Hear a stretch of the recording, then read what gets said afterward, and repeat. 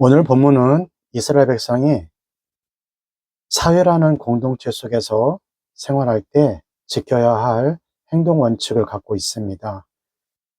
이 법은 시민법이라고 하는데요. 한 나라 안에서 백성을 다스리는 권력자가 백성들을 통제하기 위한 법입니다. 그런데 이스라엘에서는 하나님께서 그 법을 제정해 주신 것입니다. 이스라엘은 하나님이 직접 통치하는 나라이고 이스라엘 백성은 하나님의 백성임을 선언한 것 같습니다. 특히 오늘은 이스라엘 백성 중에 히브리인으로 종이 된 자들을 위한 법을 담고 있습니다. 하나님의 자녀인데 공동체 안에 종으로 불리운 것이 불편할 수 있습니다. 그러나 한편으로는 이처럼 소외되고 약한 사람들에 대한 관심과 사랑을 잘 보여줍니다. 오늘 제목은 종에게도 공평하신 하나님의 율법입니다. 함께 말씀을 읽도록 하겠습니다. 오늘 말씀은 출애굽기 21장 1절에서 17절까지 말씀입니다.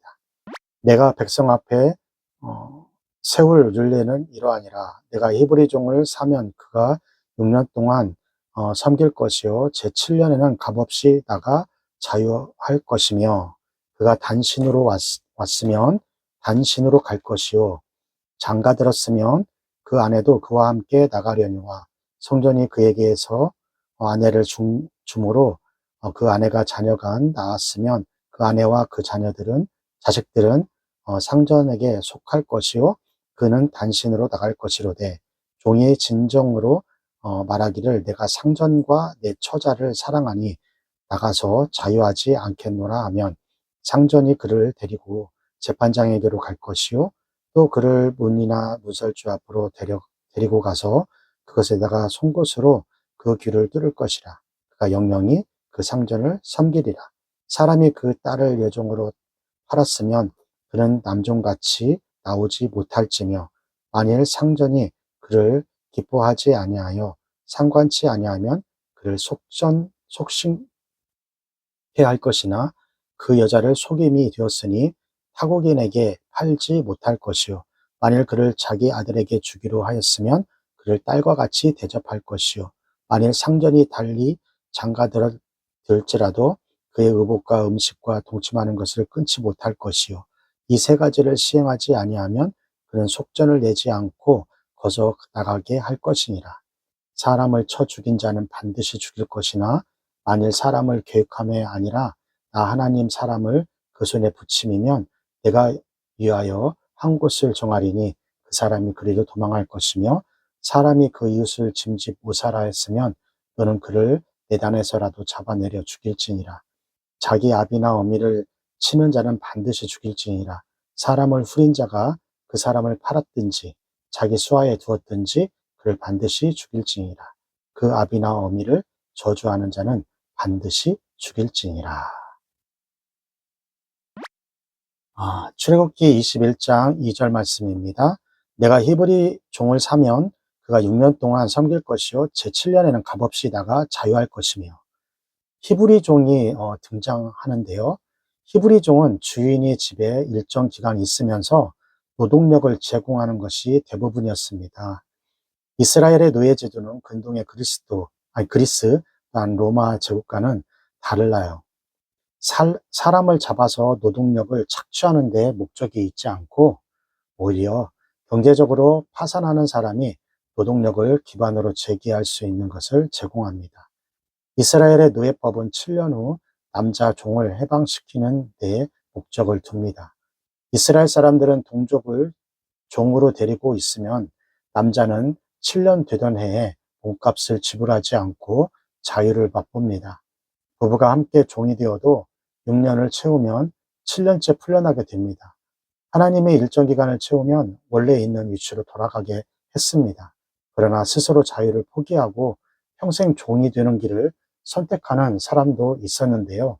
사랑하는 가족을 위해 자유를 포기하는 것입니다. 하나님께서는 자발적인 종이 되는 것은 허용하여도 타인에게 의해 종이 되어 평생 종생활을 하게 허락하지 않으셨습니다. 불행한 대우를 받지 않도록 종이 된 사람이 자유를 억압하는 일이 없게 하였던 것이죠. 한번 종으로 삼으면 평생 종으로 살아야 하는 이방 나라의 종들과는 다르게 종이 되었지만 긍휼과 관용을 주고 노동의 정당한 대가를 치루어 주셨어요. 하나님께서는 무엇보다도 한 사람도 소외되는 일이 없기를 바라셨던 거예요. 언제나 연약한 우리들에게 친구가 되어주시고 보호가 되어주시는 분이십니다. 가련한 자가 혀가 마를 때 응답해 주시는 분이십니다. 사랑하는 여러분, 하나님의 손길이 느껴지지 않아서 힘들어하는 친구가 있나요? 하나님은 여러분의 필요에 언제나 관심이 있어요. 부어주시기 원하는 하나님께 간절히 구하며 여러분 구할 것을 감사함으로 구하시기를 바랍니다. 출애굽기 21장 7절이에요. 사람이 그 딸을 여종으로 팔았으면 그는 남종같이 나오지 못할지며 딸을 종으로 팔면 남종처럼 자유롭게 나가지 못한다고 말하고 있어요. 이러면 남녀 차별이 아닌가요? 질문할 수 있는데요. 아니에요. 이것을 오히려 그 당시 여인들을 배려하기 위한 규정입니다.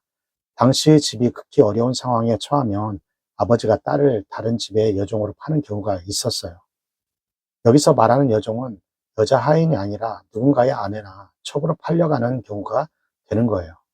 그런데 고대에는 여자가 성적 노리개가 되어서 학대를 받는 경우가 많았습니다. 하나님은 이런 것을 용납하지 않았어요. 여종은 어떻게 대하여야 하는지 구체적으로 알려주는 것입니다. 예를 들면 만일 그 주인이 그 종을 기뻐하지 않으면 집으로 돌려보낼 수 있고 다른 집으로 보낼 수 있지만 외국인에게는 팔 수가 없습니다. 만약 주인이 아들에게 그 여종을 주면 딸처럼 대해야 합니다. 만약에 그 아들이 다른 여자와 결혼하게 되어도 그 여종의 위치와 옷과 모든 것은 그대로 유지되어야 합니다. 그것도 아니면 대가 없이 자유롭게 나갈 수 있게 해야 돼요.